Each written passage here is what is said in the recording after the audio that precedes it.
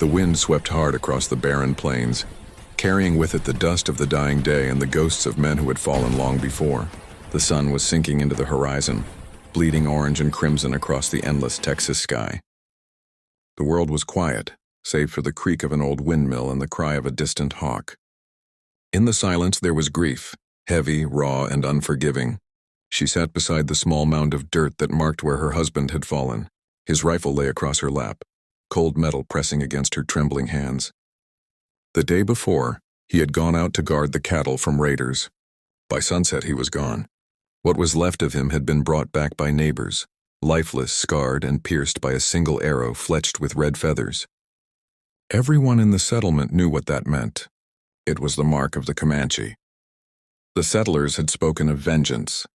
They had sworn to ride at dawn to find the one who had done it and make him pay. But she had said nothing. Her heart burned with the same fury, yet beneath that fire was a quiet ache, a hollow so deep that no revenge could fill it. The night had been long and cruel, the prairie winds whispering through the cracks of her cabin walls, taunting her with memories of laughter and warmth that would never return. But when morning came, something changed. She heard a sound outside, soft, ragged, and human. At first she thought it was one of the neighbors come to check on her. But when she stepped outside, rifle in hand, she saw him. He was slumped near the barn, bleeding from his shoulder, his chest rising shallow with each breath. The red-feathered arrows at his waist told her all she needed to know. This was no drifter, no friend. This was a Comanche warrior, and by the markings on his horse and the pattern of his paint, she knew he was the one who had killed her husband. For a long, silent moment, she stood there, torn between rage and mercy. She could end it right there. One pull of the trigger and her husband's death would be avenged. The others would praise her. The settlement would call her brave, and her soul might finally find rest. But as she looked down at the dying man in the dirt, something within her hesitated. He was young, no older than her husband had been when they married. His face, streaked with blood and dust, was full of pain but also defiance. His eyes met hers, steady and unyielding. They did not plead. They did not beg. They only spoke one truth: he was ready to die. Yet there was something in his gaze that reminded her of her husband's last words before he rode out. "Don't let hate make you something you're not." And suddenly, she couldn't do it. She couldn't pull the trigger, not out of pity, but because she realized that taking his life wouldn't bring her peace. It would only feed the same fire that had already taken everything from her. So she did the unthinkable.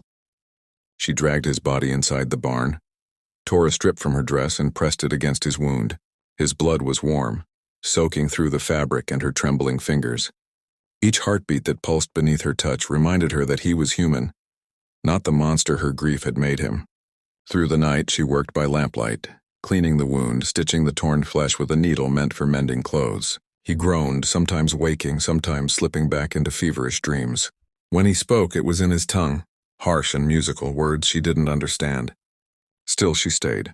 By morning, the fever had taken hold. His breathing grew ragged, and she knew if she didn't fetch water soon, he would die. She went to the well, heart pounding with fear that someone would see her. If the settlement found out she was sheltering a Comanche, worse, the one who had killed her husband, they'd burn her home to the ground. But when she returned with the water, he was awake. He watched her, eyes sharp but weary. There was confusion in his face, and then, slowly, disbelief. He must have realized that she had saved him. He spoke again, softer this time, pointing to himself, then to her. She didn't answer. She simply handed him the cup. Days passed. He healed slowly, and though they couldn't speak the same words, they began to understand each other in glances and gestures. He helped mend the barn roof once he regained strength, fed the horses, and kept his distance. There was a strange calm in his presence, though the air between them was thick with unspoken truth. Every night she thought of her husband, of the love they had shared, of the man she had buried, and every dawn she saw the Comanche sitting outside, staring into the sunrise, haunted by his own ghosts. One evening, as the sky blazed red over the plains, she finally asked him the question that had burned in her heart since the day she found him. Why?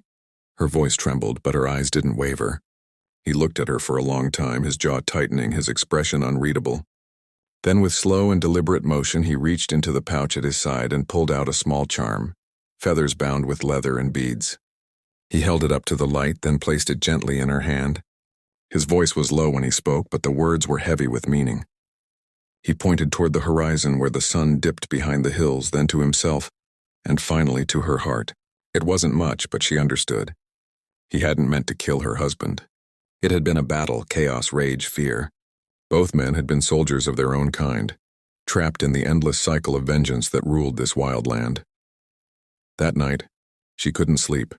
She sat by the window, staring out at the moonlit fields, and for the first time since her husband's death, she felt something break inside her. Not sorrow, not anger, something deeper. Forgiveness.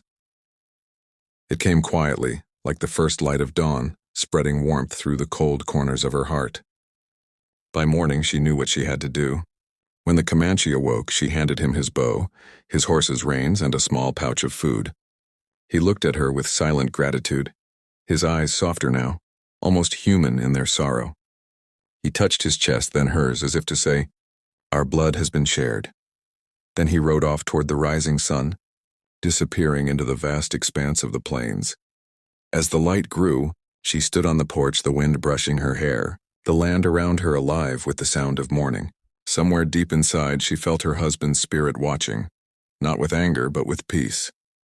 She realized that true strength wasn't in taking life, but in saving it.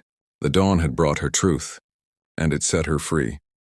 If this story touched your heart, if it made you feel the weight of forgiveness and the courage it takes to face the past, then don't forget to subscribe to the channel.